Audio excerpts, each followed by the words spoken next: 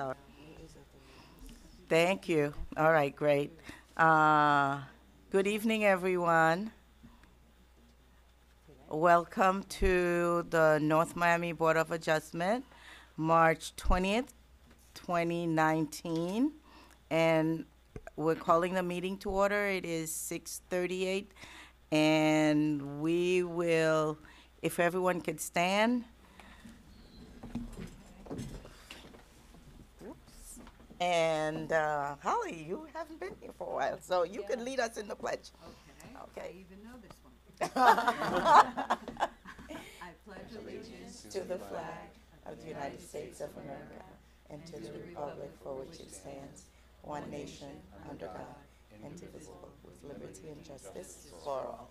Thank you. And may we have roll call, please? Ms. Philippi, Oh, she's not here. Here. Ms. Hill, I'm waiting for her. Here. Mr. Medingme, Here? Ms. Cohen, here. Dr. Arnold. Present. We have quorum. Wonderful.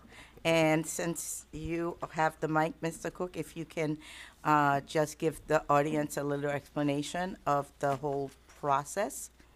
Go ahead. Oh, it's going to be our attorney. Hello. I'm sorry. Good evening.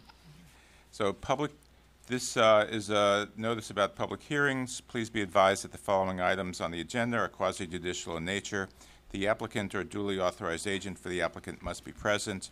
If no representative is present, the application will be tabled to the next Board of Adjustment meeting. When the petition is announced, the applicant or his or her agent shall approach the microphone and state his or her name and address for the record. Any interested party wishing to speak on any item may approach the podium after the board has opened the public hearing. Each party shall approach the microphone and state his or her name and address for the record, and shall address his or her comments to the board. Each party shall speak for not more than 2 minutes in order to provide for order and time for other interested parties to address their concerns or comments to the board. Thank you. Thank you. And with that being said, anyone who will be speaking on any matters tonight needs to take the oath, which will be administered by our attorney. Sure. So whoever's going to be speaking to the board, please stand and raise your right hand, including staff. And do you swear to tell the truth, the whole truth, and nothing but the truth in these proceedings? I do. Thank you. Thank you. Any amendments to the agenda? No, ma'am.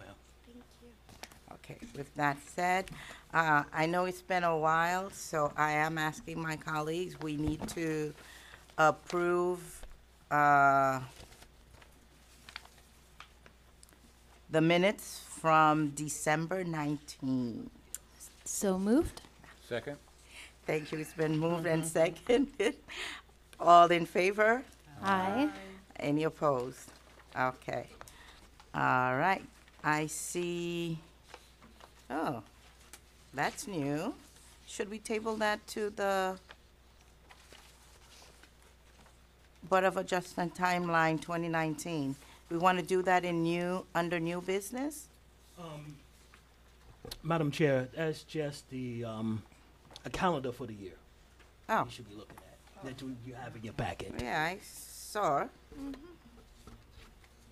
So that's to make you aware of the meetings that we have scheduled for this year, so you can have them on your schedule. Okay, so, guys, take it home, post it on the refrigerator, so that we know about our meetings, okay? So, that's just for information, okay? Communications, board members, any communication? No. Okay, so with that, okay, and with that, we will start with our first case, which is V-0219, a variance to Article 4, and that is, let me see, I'm trying to get the address here. 2210. Right here. 2210. Thank you, 2210 Northeast 121st Street. Thank you. What did I do with my paper?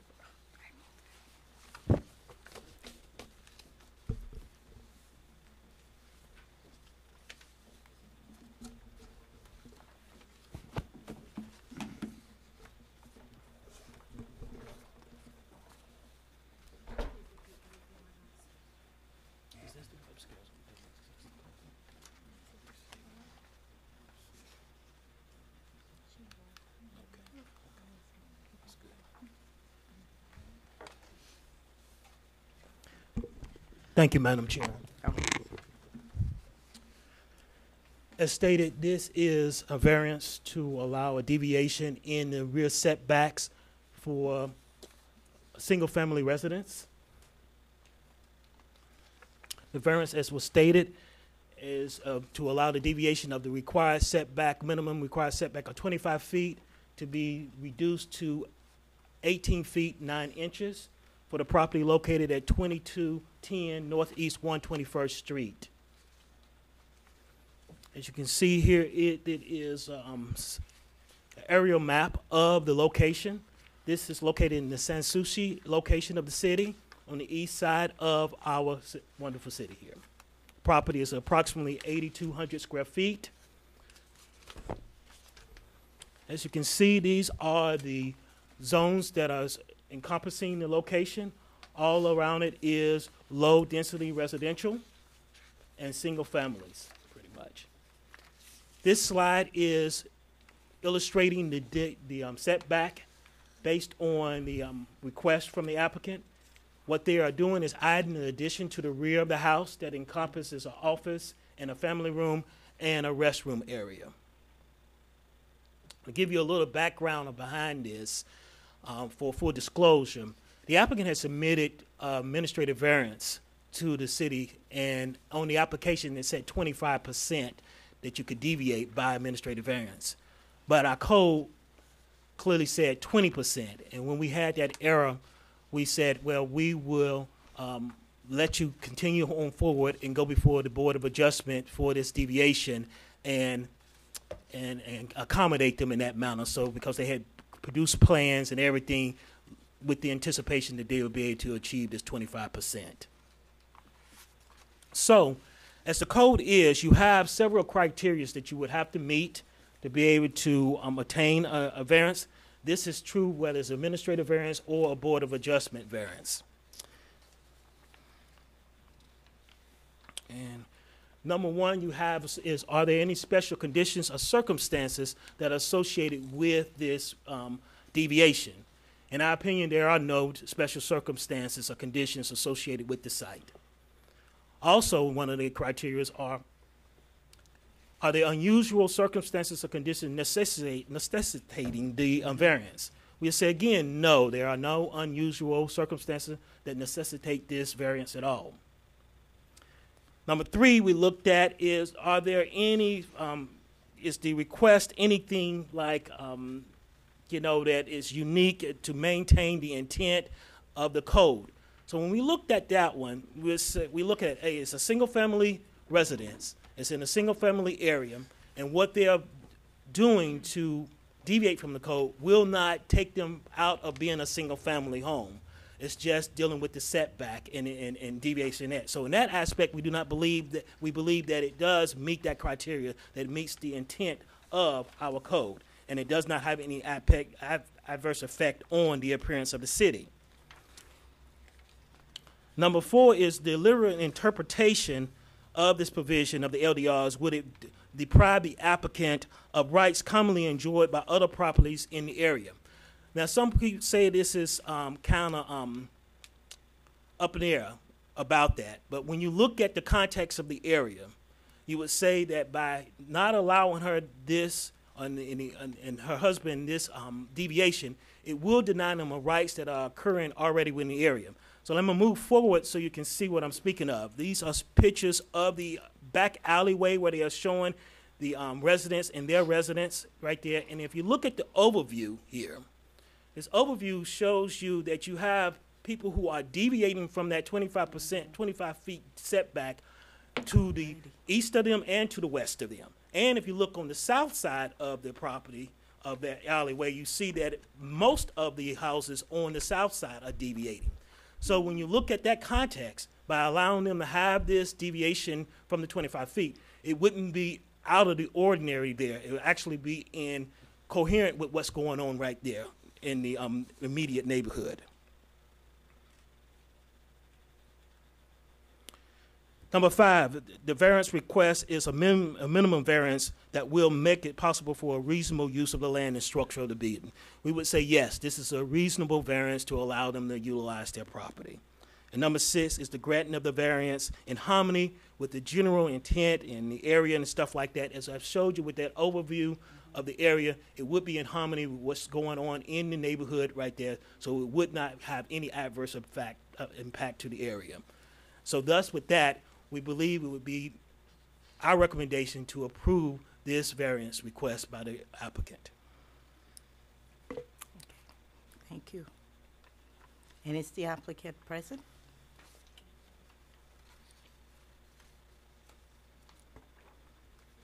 You can come forward if you have anything to add.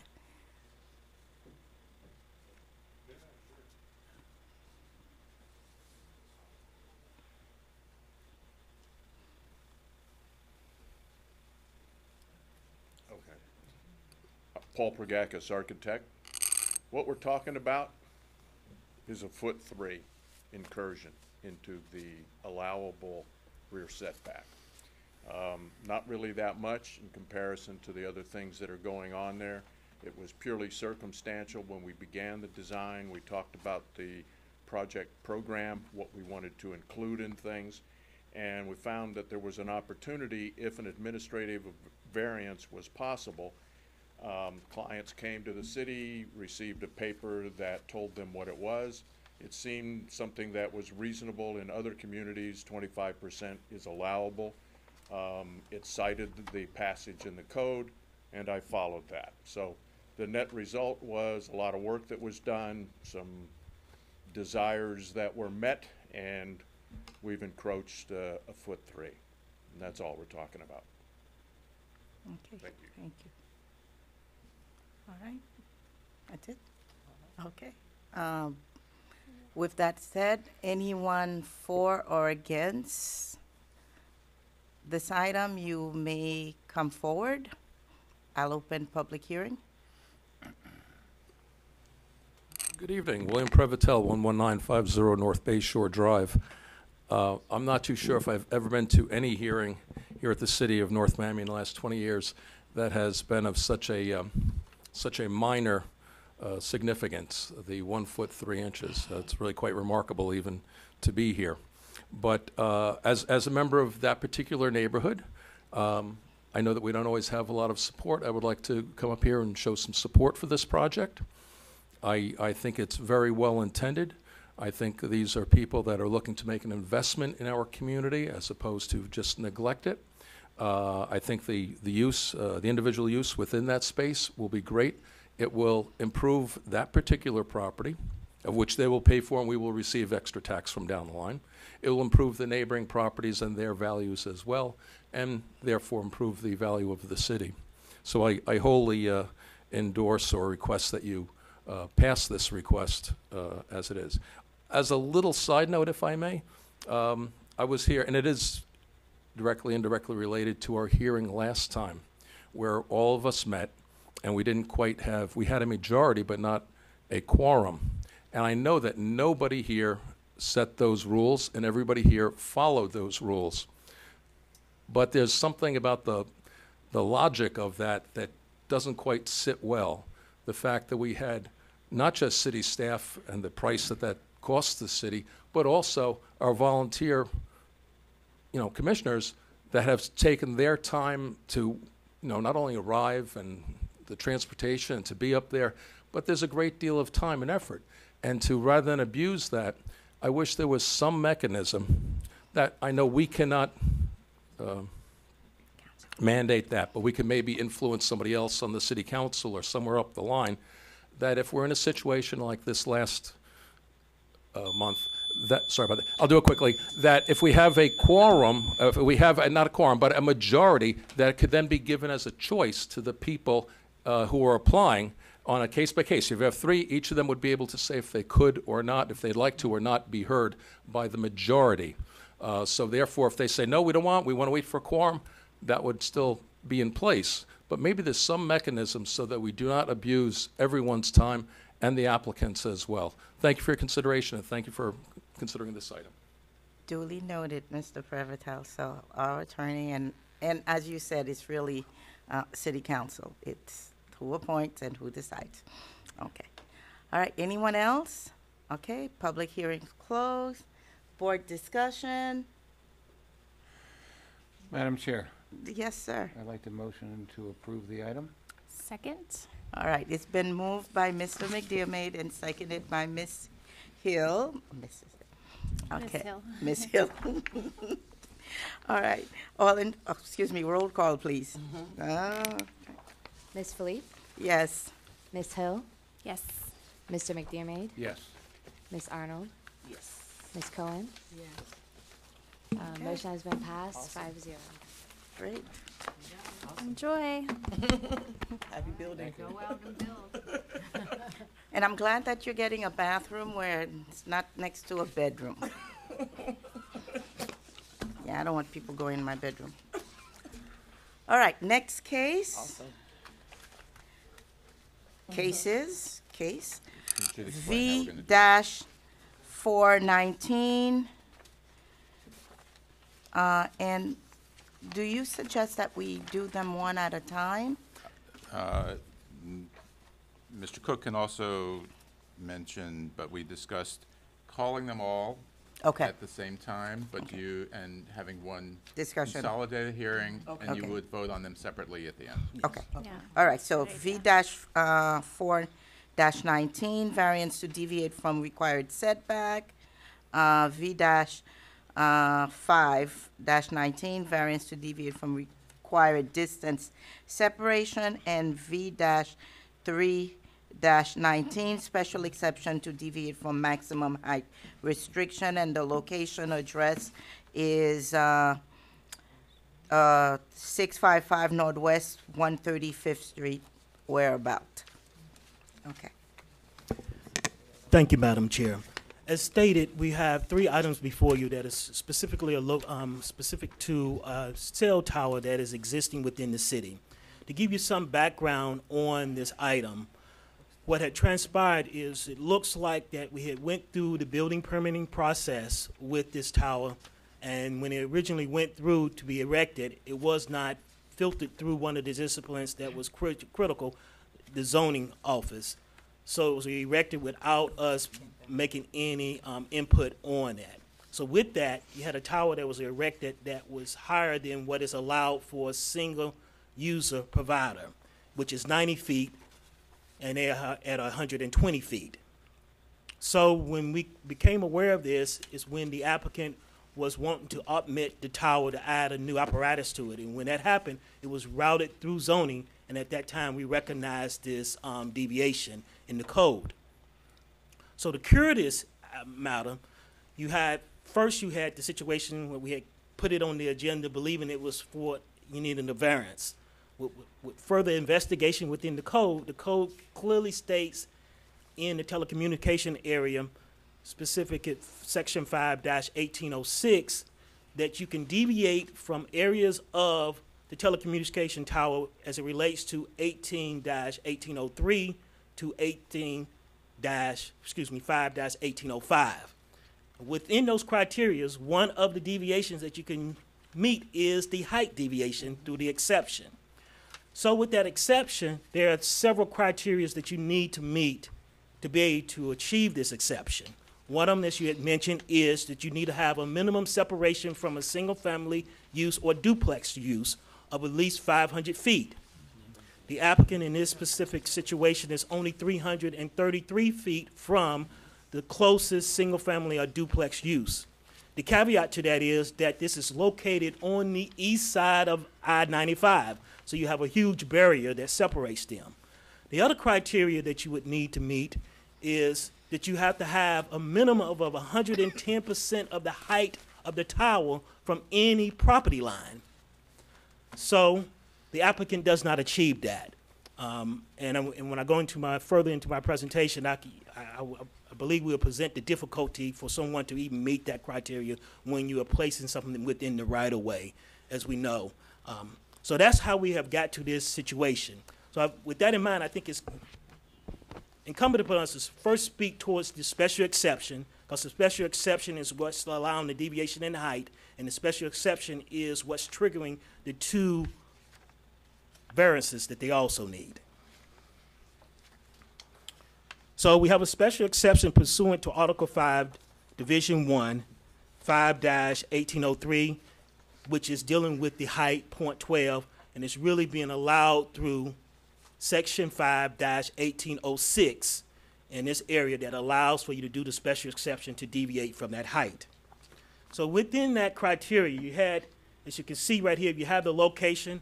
To be a little clearer, this is located in the right-of-way of Northwest 6th Court. It's on the west side of 6th Court as you're traveling. As you come off of 95, there's an exit off of 95. You go past Opelika Boulevard. You go past that location, and the next intersection will be 135th Street. Currently an empty lot. And it's right there. So if you can see it in the, over here, right there. So what you have is you still have within this special exception, you have several criteria that the applicant would need to meet to be able to have a positive recommendation for approval. So the first, let's move to it, have a look. This is an overview of the area to give you a location of the map. As you can see in the pink there, you have the tower indicated. Right there's the dot. You see all of the commercial area around it. You see I-95 to the east of the location, and then on further to the east, you see the single-family residential use. Now, one would think with it being so close to Northwest 7th Avenue, that would be the west side. They would be close to residential. Surprisingly, not. It's even the closest residential use is significantly away, about 600, 700 feet as the crow flies from that location. I was surprised, frankly, and it's not even residential zone, it's a residential use, and that was the closest one to them. But as you can see to the east, they are within that 500-foot radius. As stated, what the special exception is dealing with the deviation in the height. As you can see, you have the tower here. The tower is allowed to be 90 feet by right for a single provider user. They are at 120 feet, and you need a special exception. Or another mechanism that they could add another user to the site, and that would alleviate the need for the special exception. So, one of the criteria that we looked at is the use of special exception in the district. Yes, the use that they are requesting is a special exception. Special exception, to reiterate and be somewhat redundant, is that they need a deviation from the height from 90 to 120. Is there appropriate provisions for access for the facility adequate for traffic and stuff like that? This is within the right-of-way. So there is access there. So I move back and let you look at that. Look at it. You have somewhat of a road there. If you would be familiar with the site, as you're traveling west on 135th, there is a curb cut that is actually northwest 136 that takes you past the site and actually takes you to Northwest 3rd Court right there. And you also have a little area where you can actually go on to the location of the right-of-way where the actual tower is located.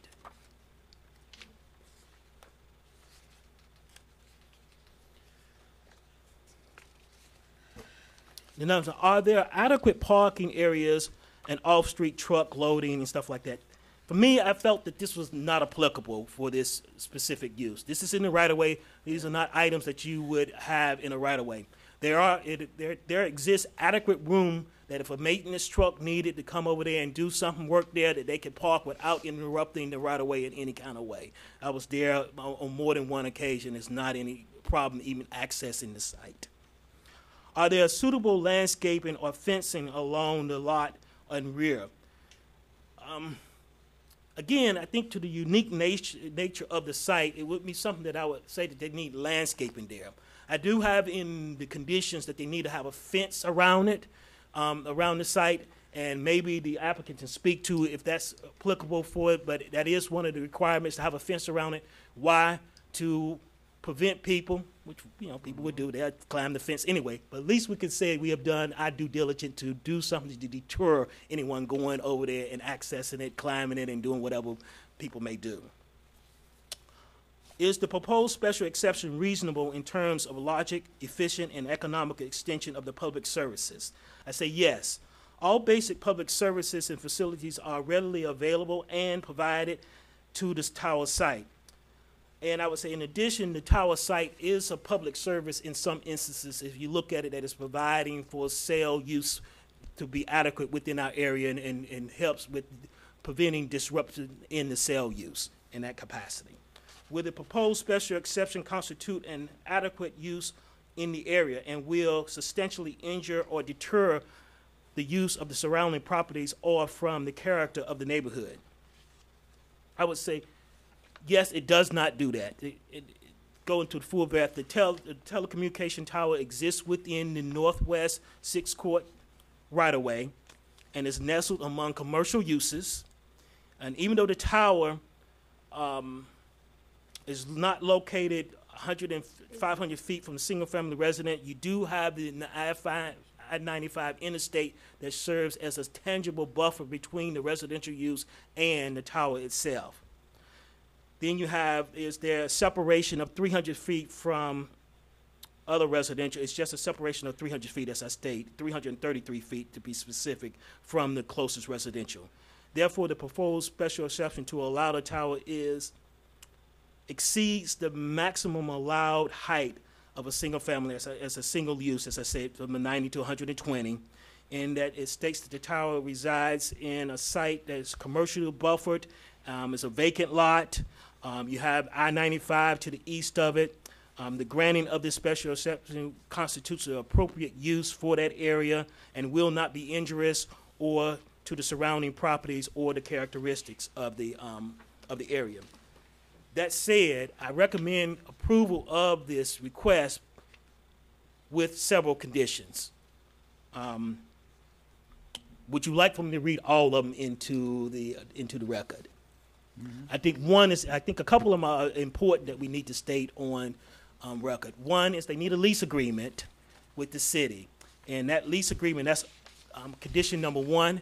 That lease agreement needs to be executed within 45 working days from the date of this proceeding, if you so choose to grant this special exception. And that would be on or before May the 22nd of this year. Other caveats that I would like to bring to your attention is that the applicant needs to fulfill all conditions within 6 months of the date of this proceeding. And why, based with the consultation with the Board of Adjustment attorney, Mr. Hill, we feel that we need to do this because we already have this erected. And we need to have something in some kind of caveat to help them get all the conditions. Normally what would happen is that if it wasn't already erected, they would have to be within 6 months, within a year, they would need to execute a building permit and do all these things and go through it. But we don't have anything to tie them to. And then they could seek an extension for 6 months if they wasn't able to achieve the building permit within that year's time of getting their approval. So we believe that we need to put this caveat there to enforce them to meet all our conditions within a 6 month period. Yes, ma'am. And Mr. Cook, since you said it's already erected, Yes. do you know about when? That's a reason for my question. From my investigation, and the applicant can speak specifically to that, it looks like it happened around, if I'm correct, 2015, maybe around that. Excuse me, Mike, if you would, Mr. Walker. Yes. Hello, Hi. Michael Walker, Uh-huh. on behalf of Mobility, 120 South Riverside, Chicago, Illinois. It was permitted in late 2016, and it was constructed in March of 2017. Okay. And then inspected shortly thereafter. Just for the record, and I don't know if you gave address. I know you stated your name, but, Yep, 120 South Riverside, okay. Chicago, Thank you, Illinois. I'm sorry. Can we clarify, are you an employee of the company or an Yes. attorney for the company? I am an employee of the company. I am the government relations director from Mobility, and I have the lobbyist registration taken care of. So. Okay. And my next question, is this the only tower in that area? Because it's just a confusion for me. Is this the only communication tower in that corridor? I cannot 100% say no. I do know we have a minimum 1 mile separation requirement from my. No, that's not the reason, because as I said at the beginning, I've been on this board too long, and I know that there's probably another tower that has more than one entity, like they're either T-Mobile along with some other things on there. And that's what I was referring to, because I know there was something that existed before that came to the board, and that was years ago. Yeah. So, Madam Chair? For disclosure with that, Madam Chair, this is a Sprint-operated mobile tower here, and a single provider. Madam Chair, yes, sir. a question to Derek? I'm a little confused. If it's already there, how did it get there without going through the machinations that we're going through now? I mean, there's obvious things that we're being asked to make special exception for, but it's like, how did it get there to begin with? Why are we going backwards? It's like closing the barn door after the horse is out. So let me give a little more history and go back to it again. Okay. And Mr. Madea may forgive me for not being clear earlier. So, as I understand it, when they originally came through, as Mr. Walker indicated, they had got their building permit in 2016. At that time, when it came through the building permitting process, if it would have been routed to the zoning, we should have caught it and said, oh, you need to, A, you can't be this high, and B, you need to do these conditions that we have listed associated with this exception. Since it was not routed through us, they weren't, these things were not done. So they got their building permit.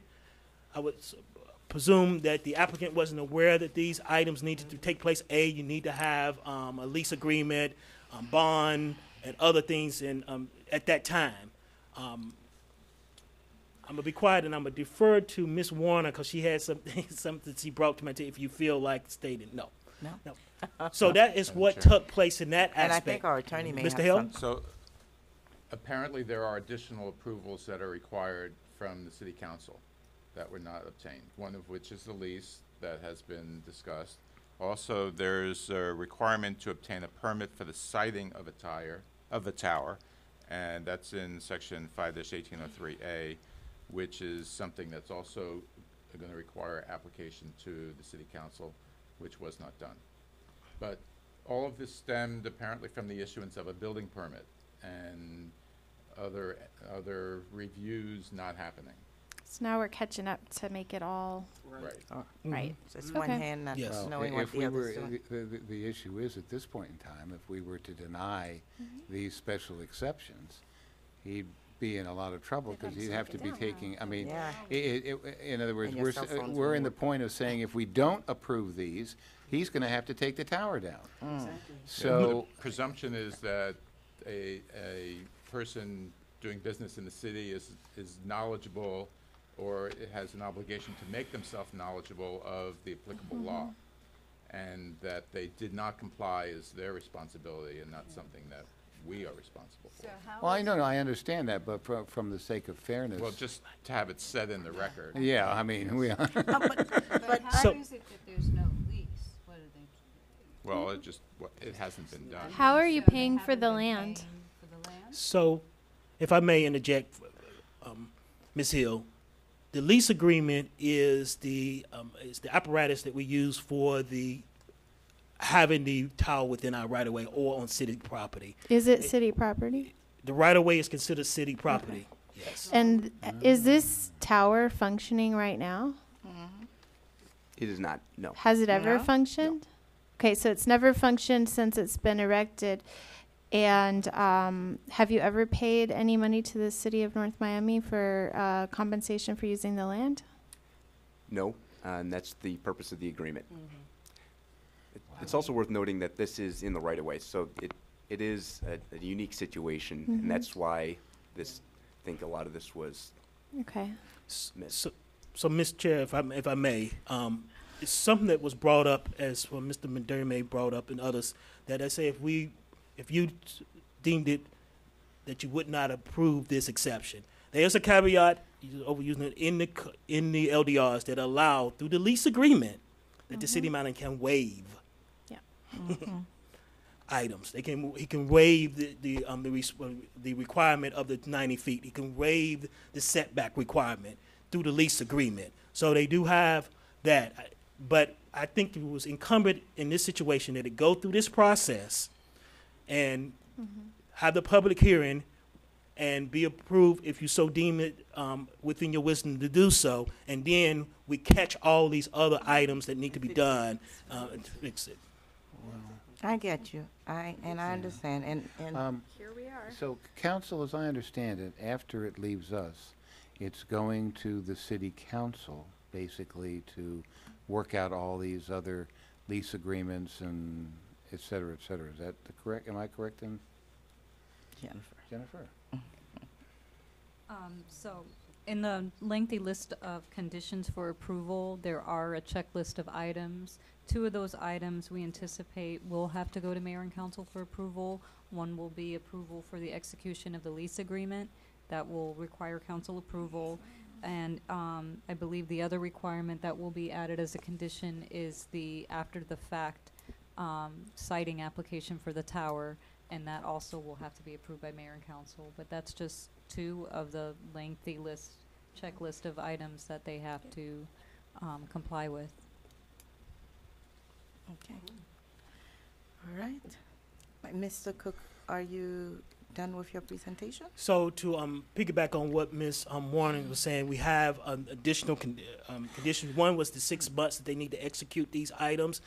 Number 14 is they need to get a site permit, which is through Section 5-1803, that they need to go to City Council to get a permit to actually be where they are.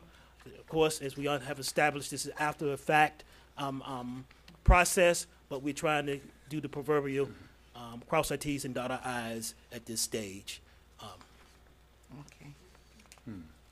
All right. So just to comment on, so the city would be wearing 2 hats. One is in its proprietary capacity, it's going to be requesting a lease, and in its regulatory capacity, it's going to be getting the permit or reviewing the permit for the siting. So that even though they're both going to city council, it's sort of like there's 2 hats that the council would be wearing to accomplish that.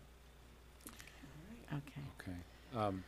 And I'm sorry. no, Madam Chair? it's really time to let the applicant, if he has anything else to add. Just one additional thing. The conditions that are stated in the memo for the height special exception would also apply to the other 2 requests. Even though they're not specifically stated in the other memo, we're incorporating them by reference. Okay. Yes. The height. 90 to No, they 100. have to be 90, but this one's 90. 120, and that's We why have they're 3 asking of for the them. But it's variance. a special exception, Yeah. requesting, instead of one 90 to tower. 412. So, Madam Chair, forgive me, do you want me to go through the variances also at this stage? Because I've just Yeah. talked specific to the special exception. Yeah. let's do Okay, everything. so, Mr. Walker, I'm gonna move forward. So, through you, Madam Chair. No, your go ahead. direction. So, as we have established, you have the special exception that is needed Okay. for the height deviation. And with that, as I stated earlier, we have the 2 variances that are associated with that height deviation. A, as we stated, you have the separation from the single-family duplex, which needs to be a minimum of 500 feet. They have seeking a variance to allow for 333 feet. We have a separation between that tower and the closest residential use of the I-95 thoroughfare, which is a notable barrier between them and that residence. And the second variance that we have is for the setback from any property line. So in that vein, if you think of it, if I have erected something in the right-of-way, the very essence of a right-of-way is to allow access to property. So you're going to be abutting property lines. You're not going to be able to achieve a setback of 110% of the height of the tower in most cases from any property line if you are erecting it within the right-of-way. So, in a nutshell, you have 6 criteria for each one that they need to meet, and you need to to achieve 4 of the 6.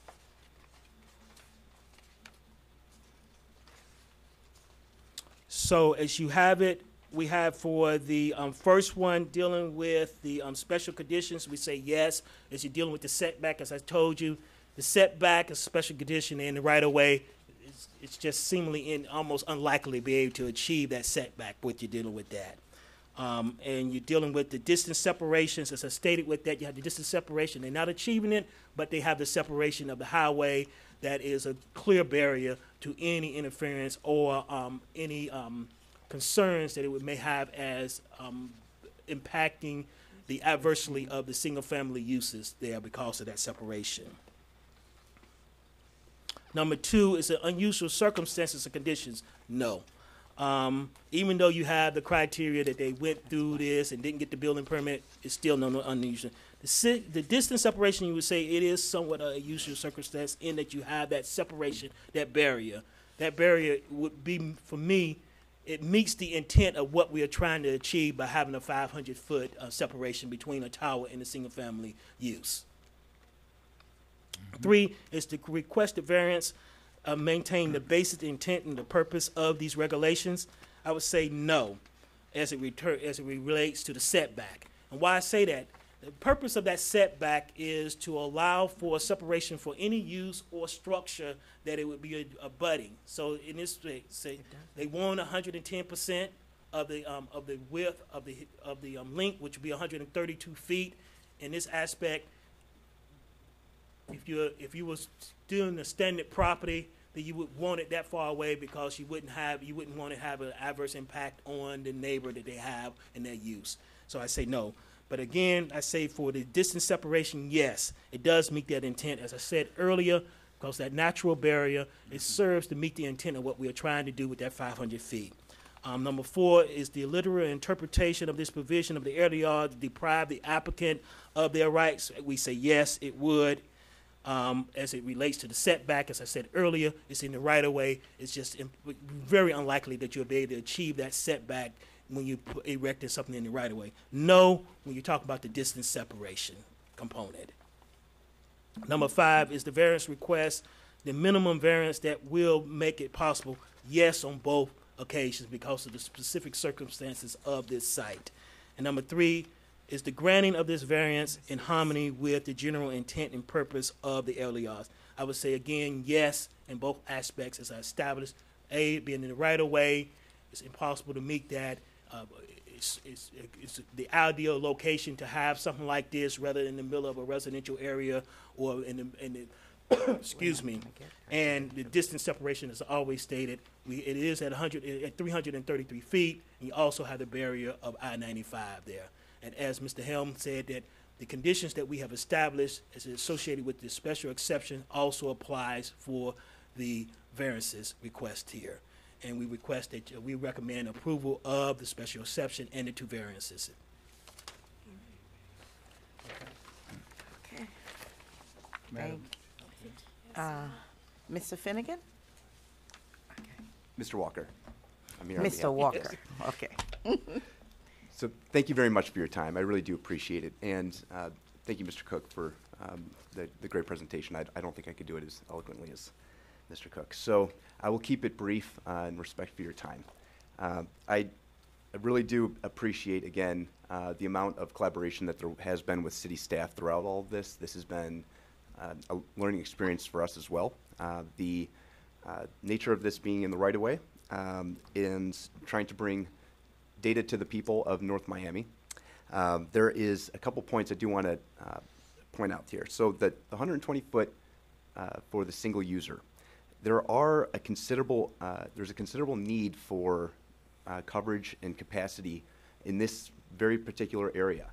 It is right next to the I-95, as well as a lot of folks getting on and off the interstates and traveling through town, as well as residents. So there is a need for not just one carrier. There is an opportunity for multiple uses and carriers on this pole. We have structural analyses that do show that there is sufficient capacity for additional uses. So co-location is an opportunity.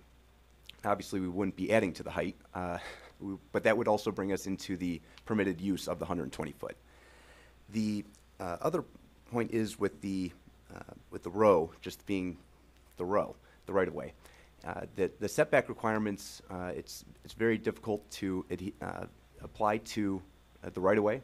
If you can see that there is, right down the street, there are very large transmission lines that are the same size and height as our facility, as well as I think FDOT has equipment as well, right along the interstate there. So with the elevated interstate corridor going through there, there's also sound barriers. I just jumped out of the car today, I was just kind of walking around on the other side where the residential is, and you can't see the tip of our facility from the corner, but the sound barrier blocks it when you walk through. Now, I'm not going to trespass, so I didn't want to get too far into their lot, but that is blocked by the sound barrier. And now, we did work with staff to get this permitted in late 2016. Obviously, it wasn't everything that was required, but we were working closely with staff throughout that as well. Once it was constructed and passed inspections at that time, that was over 18 months ago, almost 2 years ago. And I don't know if you've received complaints. I'm not aware of any residents reaching out. It is very substantially similar to the other infrastructure within on that street and within the row. So I think that's, is there any additional questions that you have that weren't answered? No. Not at this We know that there's more that we need to do, and we're ready to continue to work with staff to make sure that we check all the boxes. Okay. Okay, well, thank you, Mr. Walker. With that said, any members in the audience for or against? I'll open public hearing. William Prevotel, 11950 North Bay Shore Drive. I'll assume that being a Board of Adjustment item, that notice went to a 500-foot radius of everybody in the area of this meeting. So in light of that, there appear to be no objections if they have been sufficiently notified, and it sounds like they have been. I'd like to speak in support of the staff recommendation, and especially since this is an item that a structure that's already in place. But I'd like to add another item to your list of requirements, and that is that I did not necessarily hear of anything of a structural nature, of an engineering nature at this time, even though we saw a drawing. And Commissioner McDermott, I think rightly, expressed the question as to how did this happen and how was it filed and such. And I would like the board to make as one of their requirements to, one, verify the actual height that's in place. Could it be that actually 90 feet was submitted and 120 feet was built? Could it be that it's not really 120 feet, it's 130 feet? Whatever it might be, but to verify, physically get that certified and verify what the height is. Next is to, even though it was submitted recently, and certainly it went through engineering, but to, based on that verified height, for them to recertify the engineering for that. That the board is not held that, oh, we added this extra 30 feet and now something happens to it, it comes down, and how did we so casually agree to this, that you're covered that way. And furthermore, that in those structural calculations that it is verified that this is a loaded or fully loaded with equipment, piece of equipment, that it's not just a tower, but whatever they're proposing to put up there is part of the calculation that adds to the wind load, it adds to the downward load, and we don't want to assume one thing when something else can happen. And we start to get very high up, the overturn becomes a much greater concern. So with those, I hope with those additional considerations, I hope you'll be able to approve this item. Thank you. Thank you. Mr. Hill? I wanted to do a slight amendment to the conditions, but I did want to note in response to the comment that condition number 2 requires an engineering report. So we would expect that all of what was just asked for would be certified to the city. Except for the as part of that says about verifying the existing height, that it matches the Okay, we can engineering. add that. Yeah. So we had talked about the 6-month time period. There's a history So in at the there, too. beginning of the introductory paragraph, I would suggest adding the following language. It would be, you know, that it's approval subject to the following conditions, all of which must be satisfied within 6 months of these, of the issuance of the special exception and variances, or they would be declared null and void. Yeah. And failure to comply within 6 months shall cause this matter to be brought back before the board at an advertised public hearing for review and possible termination of the special exception and variances for failure to comply. Yeah, for sure. Okay. Yeah, I'm not a fan of self-executing declarations of null and void. I like to have a board Right. hear evidence on what was done and what wasn't done. It's fine. So, Madam Chair? Did you close public hearing? Not yet. Oh. Public hearing is closed and board discussion. Go ahead, Mr. McDermott. Two things to staff. Didn't we just have a zoning change in that area? Didn't the council just vote on extending the height in that area, I believe? Did they not? Yes, an LDRs? overlay district has been introduced in that area on the east side of Northwest 7th Avenue that allows for heights up to 200 feet for Okay. yes. And residential as well, correct? mixed use. So it's now mixed use. Mm-hmm. So how does that change? Because if it's mixed use, which means residential, they're gonna be right on top of the tower.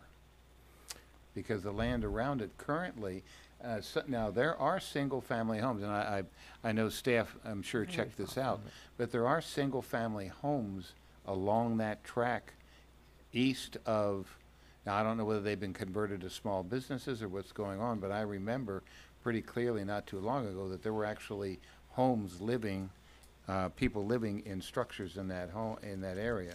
So I'm assuming that the notices went out and, you know, I mean, but I know there were. And now, with the new change, you're gonna have that particular site surrounded possibly by residential.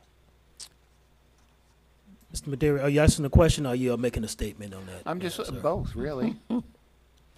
So in a broad stroke, we do have you have the Chinatown overlay there, and with that we have an overlay that has been introduced along that side, as I stated, that has allowed for mixed use to be introduced in that area, would allow for heights up to 200 feet. And yes, Mr. McDermott, you're correct. In time, in 20 years or so, we probably will have a robust area that you'll have the area that we're looking for, a true robust Chinatown with the articulation of the cultural elements that is associated with that and the heights that is associated, and we hope that is coming. Now, is that going to happen tomorrow? I would like to have a project come in tomorrow, so taking advantage of that. But it's not anything has come to my attention as of yet. But yes, we're hopeful, and you are right. The vision is that you will have that in the future. You will. So, I have two questions, if I may. Go ahead, Miss. First of all, the closest residential house is across that I-95. Is that a house that's lived in? Is it? yeah. It is? It's a residential Okay. area. Yes, All it's right. true. It's R1, R2 district over there. Okay. And then, does anyone know what a typical lease duration is for one of these towers? I'm not really familiar with this, but I did see every 2 years there will be a report given as part of the conditions. So I'm sure as we develop the West Side Corridor, we'll be able to consider the impacts and changes. However, I'm just wondering what a typical lease is. Is this like a 5-year lease? Is this a 99-year lease? Like what is normal for the city to do business with the cellular tower? It is not limited. This is as long as they are there, they have to be paying to be on the property. Yeah, but But that's something the city council could Yeah. take into Yeah. yeah, consideration. so that's when- true. That can be determined by the council and probably the council will take into consideration the plans for the future of that area. Right.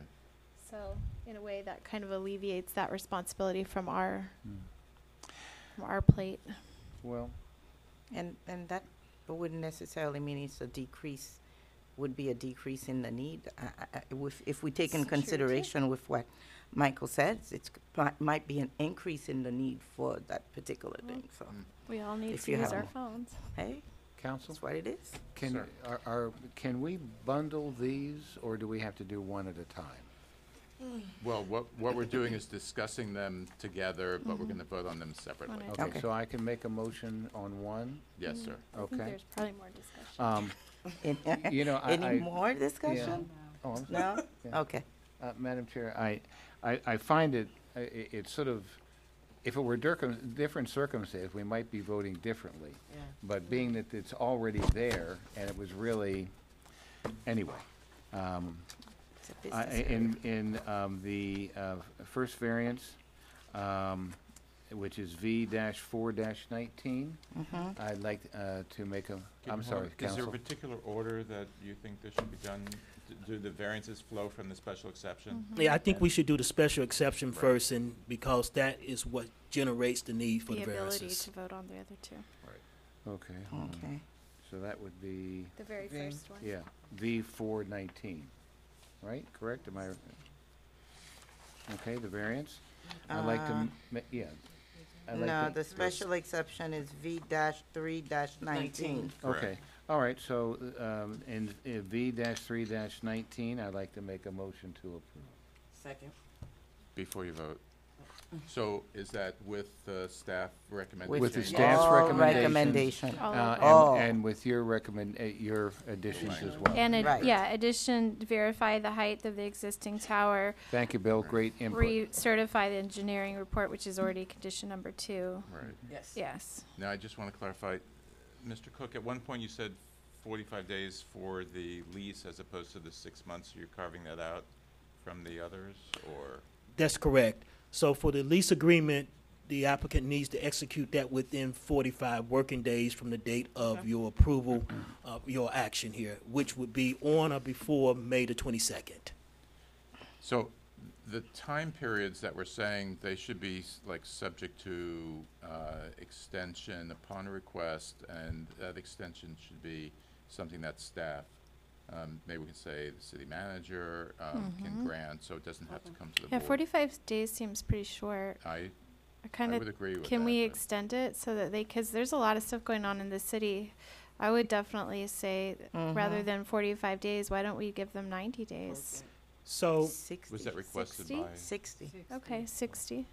so to be clear, what I've stated, and Ms. Hill, if I may, through the chair, my apologies. So I've gave them, I said 45 working days, which is about 60 actual calendar days. Oh. But if you want to say 60 Yeah. working days, Let's do 60 Okay. working days. Yeah, Well, That let's just do seems a little calendar more. days. if you do 60 calendar It's the days, I think same that thing. puts it about the same. Yeah. But it's fine. It's fine. Okay. I don't have any objections, ma'am. Let's just do to what you're 60 saying. working days. Let's see what that is, if I It's may. hard to get business in the city Okay. done that so, fast. So as maker Oh, of the motion, yeah. I'll, as 60 maker of the motion, I'll Working accept that days? change. working days. Working Working days. days, yeah. Because we've got elections coming up and all that kind of I've been thing, through this and May recently, events and and this stuff, so. doesn't go very fast. So let's just give them a little buffer just- zone. I was just gonna say, it's easier to enforce a condition where you just have to look at the calendar and not count And not the the working, 5 in the yeah. interval. Oh, well, Yeah. I do this all the time You with do the that. court. You have an app for that? Yeah. oh, you see? It's easy. Okay, so 60 working days. Yeah. So that would probably modify paragraph 1. Okay.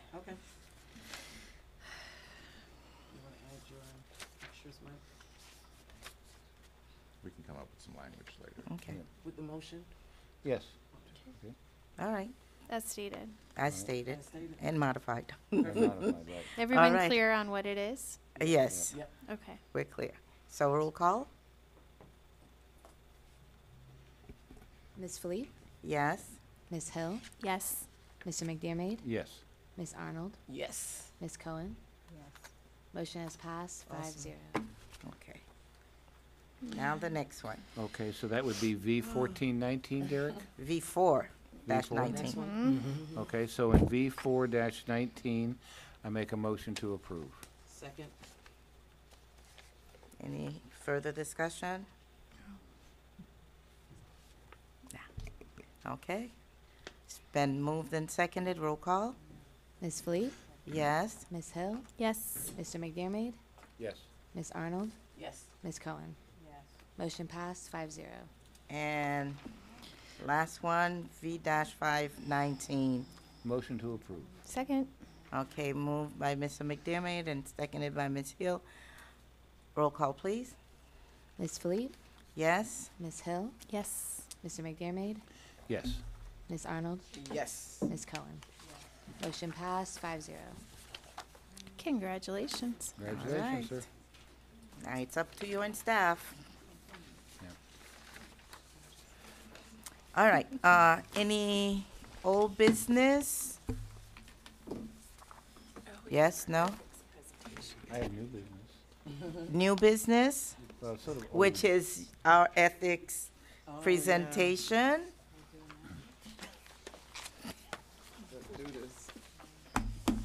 Let's do this bad boy. We certainly can. So, Gary held counsel to the board, and I circulated a handout to all of you, so you should have it and follow along. Yeah. And certainly, if there are questions after, you can contact staff or me for clarification. And of course, the overriding policy is when in doubt, contact the city attorney's office. Because ethics is an important area, and you don't really want to be put in the position of having violated something where you could get advice beforehand and clarify whether something can happen or not. So, and I don't recall exactly who was here, but we did this last year, so this is sort of like a refresher. I don't Does actually- this take the place of the 2-hour or 3-hour? No. Okay. No, we Gotcha. still have to do that. Super. Can't wait. Do you know when that is? Just context. No. Okay, that's fine. No, but it's been a while since I went to a training, per se. So I think it's every 2 years. Because the last time, well, it's been a while. So maybe staff can follow up Okay. on Yeah. that and check and see whether. Because the board last time members- I After went the to election, a real I training believe outside after the election, was there like will be Yeah, a we broad went sweeping to one for everybody. Miami I- Lakes. If I remember correctly, the last one I went was when Smith Joseph won his second election. So I believe after the election, they generally put everyone through it.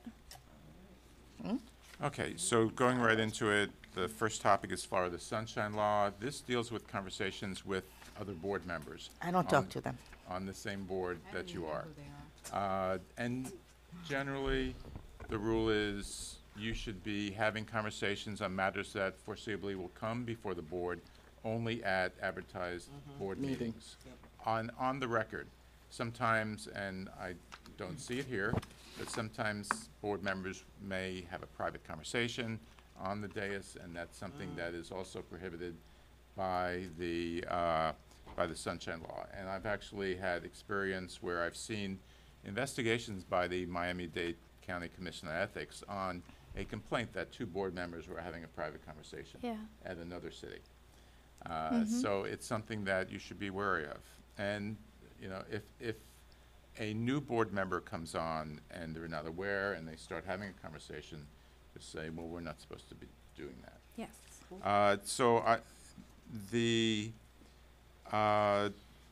summary handout identifies certain situations that people can be in where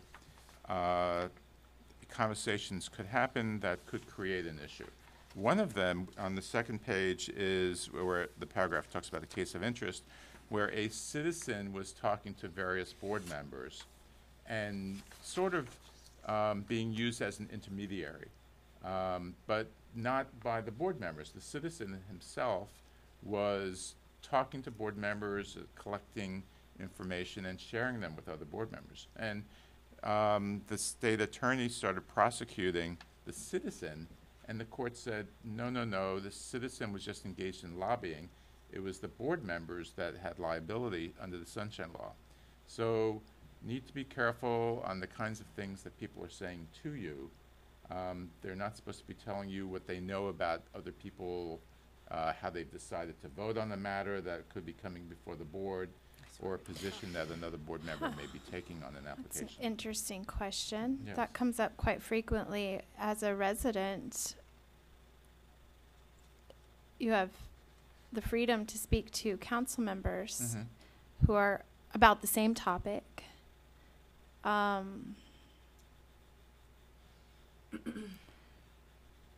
can you avoid, if you're speaking about the same topic that they plan to vote on?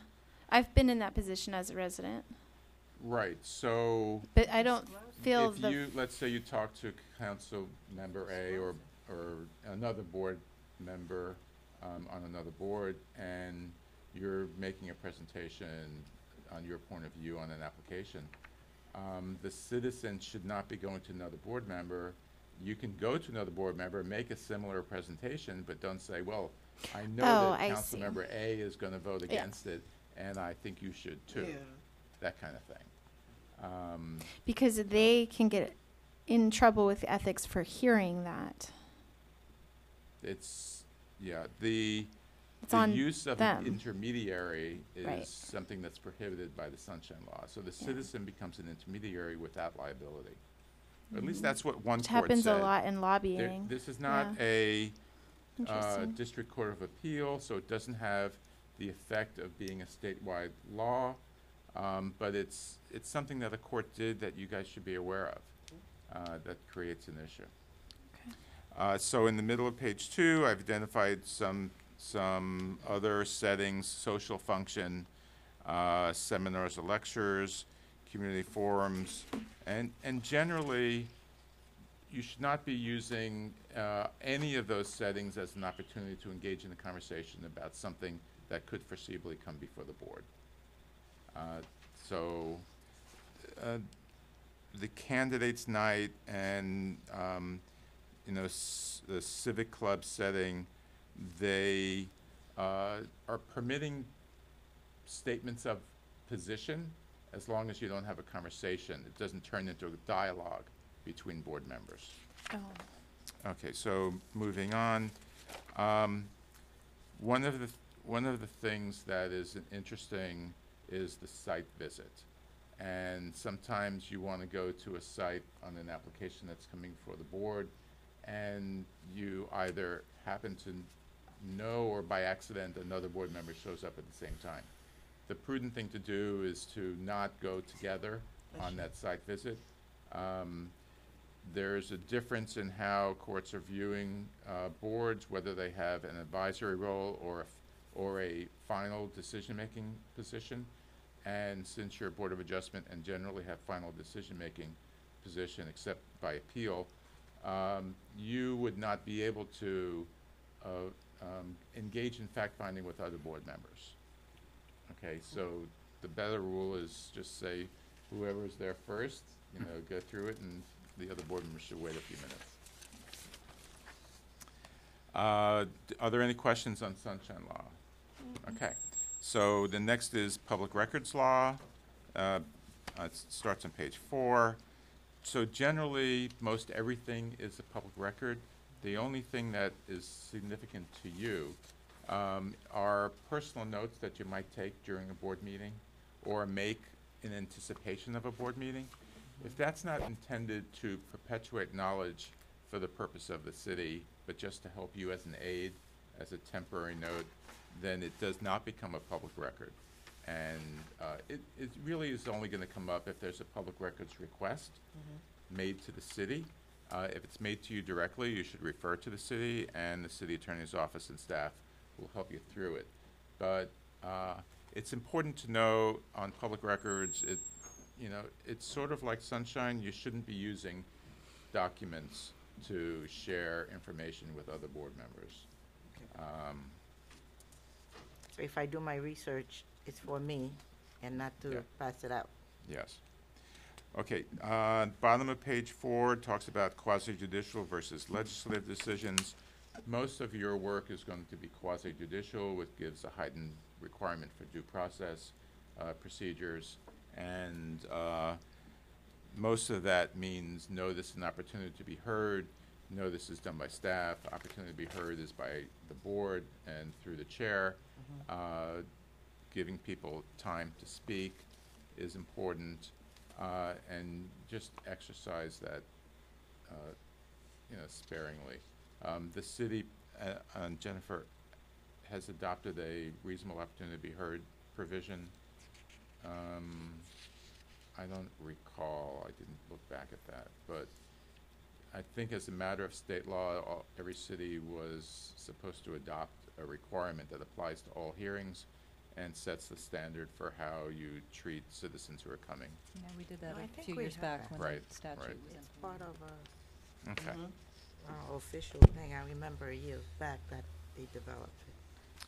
So, bottom of page 6, and sort of just, in connection with the quasi-judicial procedures, there's the issue of ex parte communications. That's when people come to talk to you outside of a public hearing. You're not obligated to speak to anybody just because a person is entitled to under the law. You're allowed to say no and say you just want to hear an item at the hearing. But if you do talk to somebody, Disclose. the way the legislature and the courts are dealing with this is there has to be a disclosure of the identity of the person and general subject matter of what was discussed. Those requirements are laid out in the middle of page 7,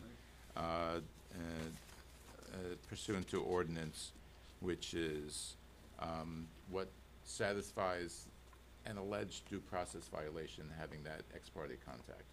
Also, if you're getting emails from citizens, that's a form of an ex parte contact, and those emails should be forwarded to staff.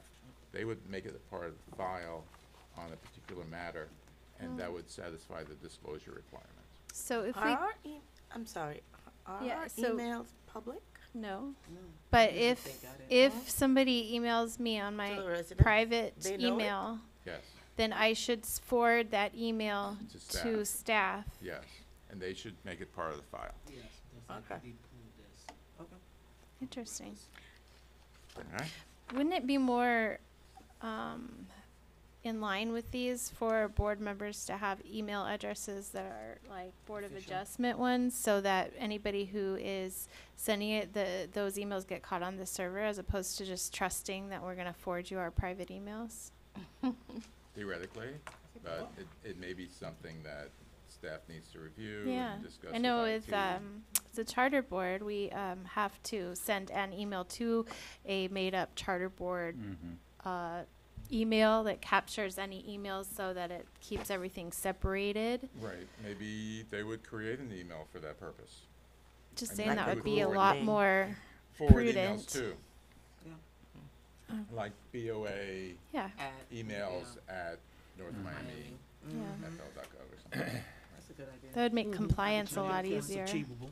Yeah, okay. We'll bring it up.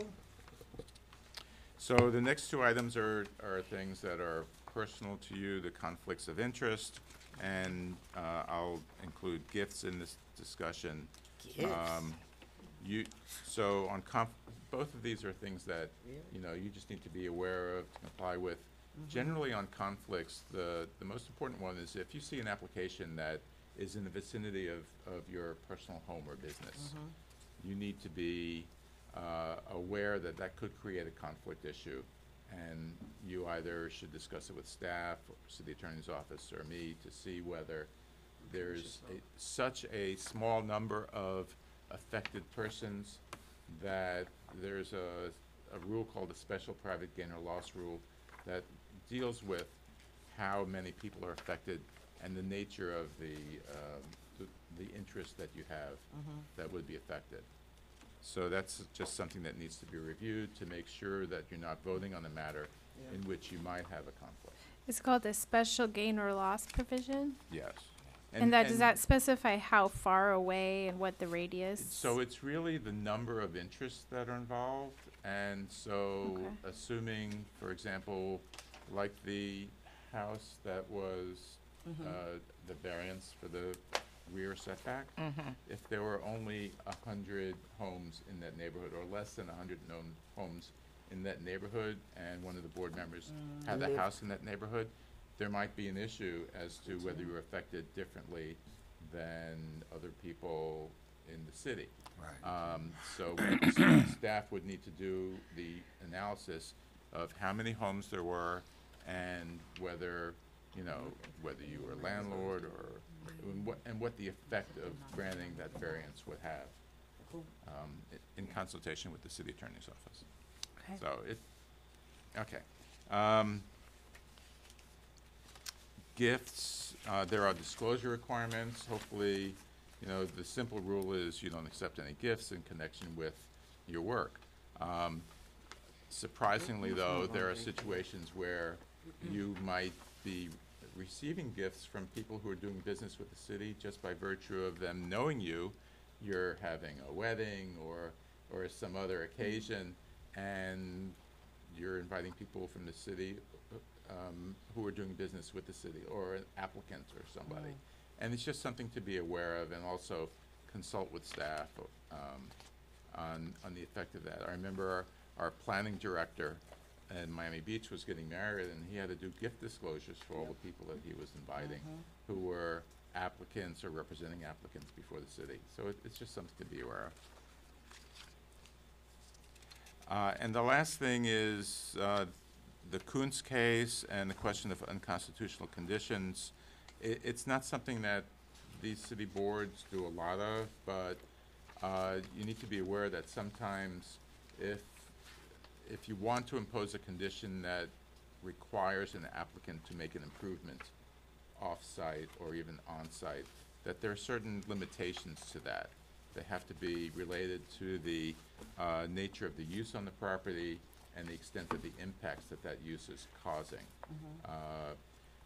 We can have more detailed discussions if that ever comes up, but it's just something you need to be aware of. Okay. And that's it, the speedy version. Thank you. Oh, and You Derek- gotta, Derek has the Of presentation course. too.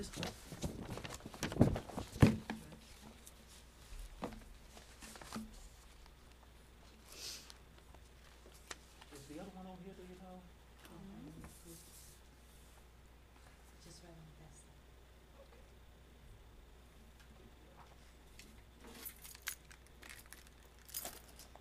Is it up?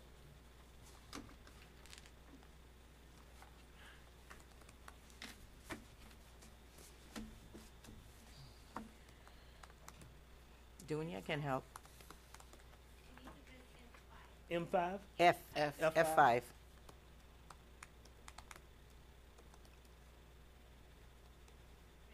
Yeah, you're like me.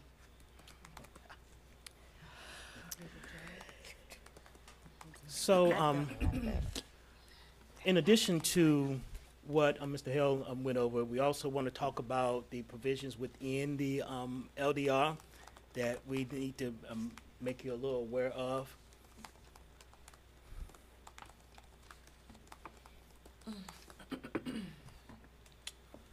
So, to authorize, except as provided by, in section 3-606, variance. So what we are talking about is your powers and duties, what you have to do. So you have the authority to, as we had tonight, a variance that you authorized. You have the authorization to do exceptions and to hear and decide on variances as we always stated. Okay, we have a seven-member board with 2 alternates, a minimum of 5 members to speak to what the citizen spoke of tonight, that to have quorum, that is regulated by the land development regulations. Without a text amendment, we cannot deviate from that requirement. Staff is your assistance to, and that's from the Community Planning and Development Department. You meet, as you know, every Wednesday, third Wednesday at 6:30 p.m. here in the City Council member Your quasi-judicial board, as was stated, so you render final decisions. You must be a resident and hold no other elected office or be a city employee. No liens, no fines, code enforcement violations to be a member. Members hold office are appointed by the individual council members and shall be coterminous with that council member. As you understand, that means when their time in, your time in. Appointed by the city council as a whole shall be also terminus with the mayor's term of office. Vacancies appointed by the city council and shall be remain and unexpired by the terms. Office, you have a chair, a vice chair, and a secretary. The first BOA meeting in June is when you have your elections for the chair and vice chair. Each office member is for 1 year with eligibility for re-election. The community planning and development director or designee serves as the secretary. Removal, this is important. For no cause, 3 affirmative council votes can remove any member. At the discretion of the city council, any board member with 3 absences within a year shall forfeit membership. City council may accept military services or extended illness as excused absences. And the sources of this is APA, IP planning, and things like that. Any questions? Nope. Nope. There you go. I do have a question. So, as a consultant, if there comes an opportunity to do maybe a training or something for the city, would that constitute employment? And I cannot be on the board? No, I need to know. Mr. Hale. I'm sorry, I was typing up notes for staff. Can you repeat the question? As a consultant, since Mr. Cook says that you cannot hold any other elected office or be an employee of the city as you serve on the board.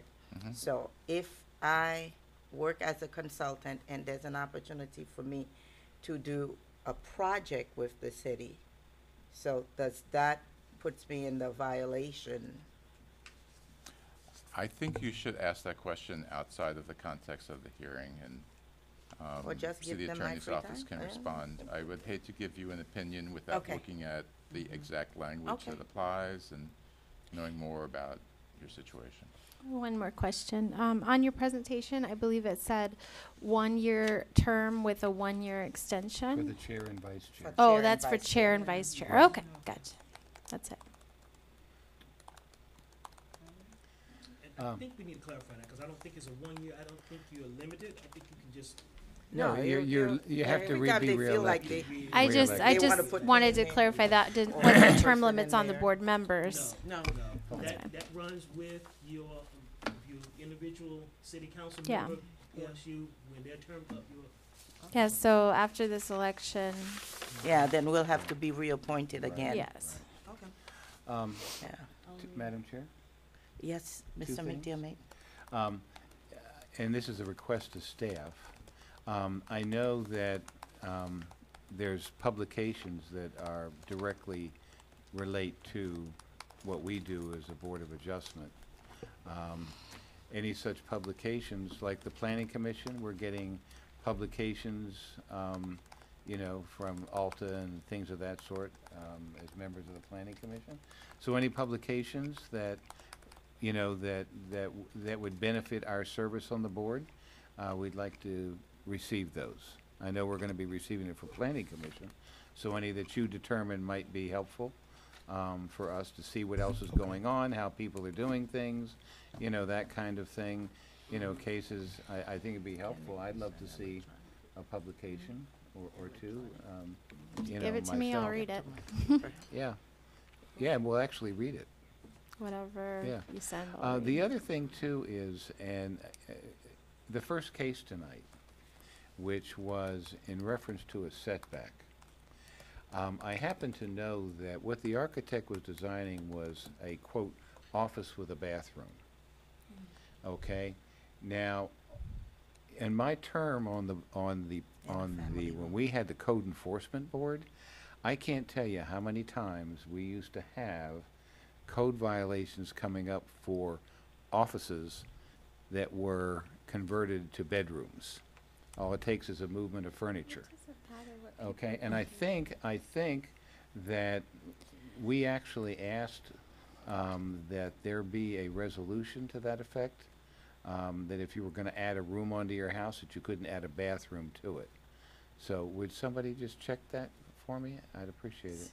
I'm just saying, I voted for it, but because it was not an item that we were, that was not the issue at hand. So in but- essence, if that's the case, and I want to sleep in my office, No, do no, I no, need to what I- call No, with No, what code and let them people- know? No, what people were doing, no, Yeah. no, what people. Seems a what- little I overreaching. think what Mike is saying is that you don't want it to become a rental. A rental, type and of that's thing. what And, was happening, and- and we got a lot of that when we and- had a code Oh. enforcement And in all, board. and if you look at the way that,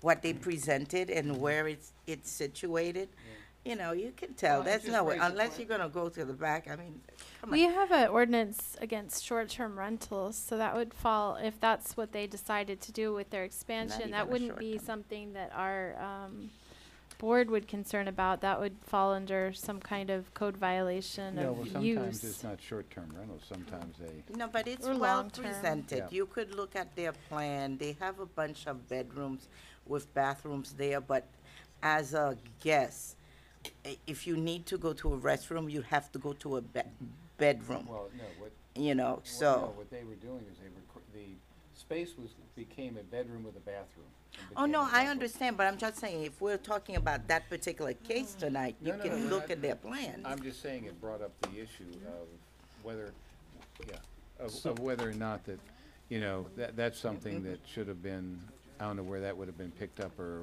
gone through, or Mr. Cook, who I'm would have. sorry. So, Mr. Medema, Yeah. when I look at items when they come in through the building permit and Yeah. add an addition onto their home, first thing we look at, Amanda and I, is a connectivity clearly within the resident? Is it clear access from the resident? It's not Yeah. closed off, things like that? Because that's a red flag to us to exactly what you're speaking of. And we Right. bring it, and to what the chairperson is speaking of is clear the way they have articulated this. This is clearly a part of the house. It's fully integrated and access to several ways into the main house. You have that family room that is over there to the west side, I believe. Not looking at the plans that you have it. So, but your point is well taken. It's something that we are very sensitive about when we are looking at building permits, when people are adding onto it, and make sure that it's clear access and all that. And they, and we even have pauses when they have a door that is accessed from that room. That we bring it to their Right. attention. We really pay attention to that to try to avoid the scenario that you're speaking of. Yeah. Okay, Okay. anything else? No? Move Okay, to so- adjourn? Oh. Do I have a second? All right, all in favor? Aye.